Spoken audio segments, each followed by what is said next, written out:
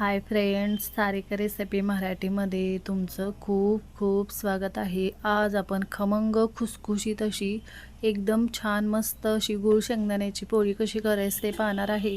ही आपण मस्त अशी बनवलेली आहे, खमंग खरपूस लागते बघा आणि एकदम छान मस्त बनवलेली आहे। साध्या सोप्या पद्धतीने मस्त बनते बघा, झटपट अशी तुम्ही बनवू शकता। आपण बघा पूर्ण सारण कडेपर्यंत पसरलेलं आहे, छान झालेल्या आहेत पोळ्या। तुम्हाला काही असं गोड खावंसं वाटलं तर तुम्ही अशा पोळ्या नक्की बनवून बघा, एकदम छान झालेल्या आहेत, खमंग खुसखुशीत मस्त आणि एकदम छान झालेल्या आहेत। बघू शकताय, तुम्हाला बघून कळत असेल की ती आपली छान अशी गूळ शेंगदाण्याची पोळी झालेली आहे। नक्की करून बघा, तुमची पण छानच अशी चविष्ट बनणार। तर चला वेळ न घालवता व्हिडिओला सुरुवात करूया। इथे बघा, सर्वप्रथम आपण शेंगदाणे भाजून घ्यायचे आहेत। इथे बघू शकताय, आपण शेंगदाणे मीडियम फ्लेमवर चांगले भाजून घेणार आहे, खमंग करपूस। शेंगदाणे जर चांगले भाजले तर आपलं जे सारण आहे ते चांगलं 2 महिने टिकतं चांगलं। इथे बघू शकताय, शेंगदाणे मी चांगले डाग पडेपर्यंत मीडियम फ्लेमवर भाजून घेतलेले आहेत। प्लेटमध्ये काढून थंड करून घ्यायचे। शेंगदाणे थंड होते तोवर आपण पीठ मळून घेणार आहे। शेंगदाणे खमंग खरपूस भाजून घ्यायचे। आता इथे आपण पीठ मळणार आहे, त्यासाठी 2 कप मी गव्हाचं पीठ चाळून घेतलेलं आहे, ते मी एका बाउलमध्ये काढून घेते आणि त्यामध्येच बेसन घालून घ्यायचं।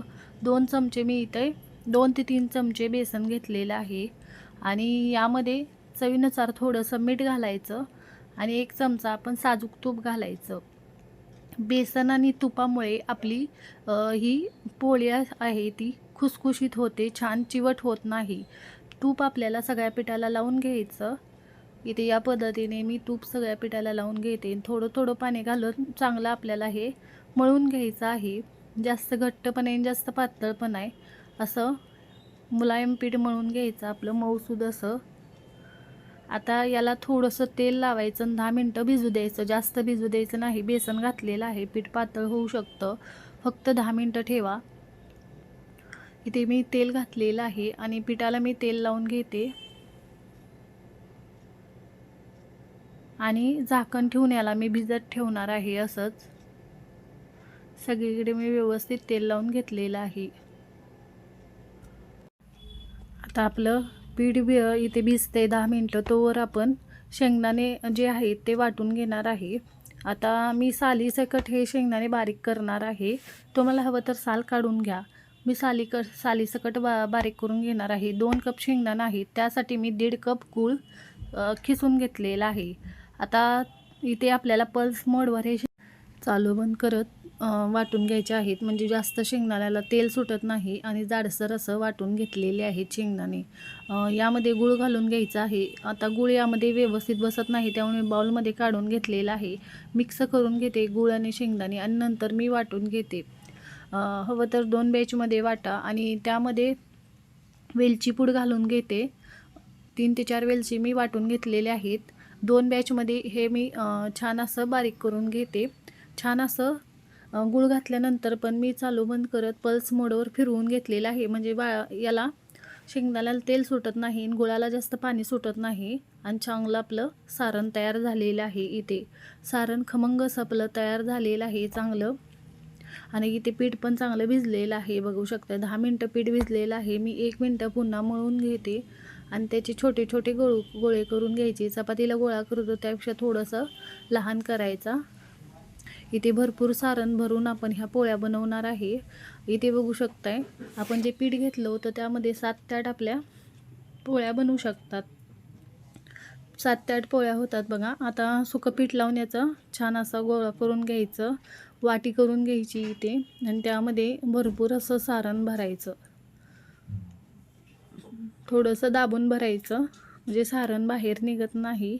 अजून थोडं भरते मी, जेवढं बसेल तेवढं भरायचं दाबून असं या पद्धतीने आणि छान मुंडा बनवून घ्यायचा। इथे भरपूर सारण भरून मी ही पोळी बनवून घेते, बघू शकताय। आणि हे छान मिटवून घ्यायचं आणि जे वरचं पीठ आहे ते असं त्याला चिकटून घ्यायचं, किंवा तुम्ही इथे बघू शकता या पद्धतीने छान उंडा बनवून घेतलेला आहे आणि आता या पद्धतीने थोडंसं मी याला सुकं पीठ लावते आणि सुरुवातीला सगळं आपलं सारण पसरून घ्यायचं बोटाने असं आणि नंतर हलक्या हाताने आपल्याला लाटून घ्यायचं आहे.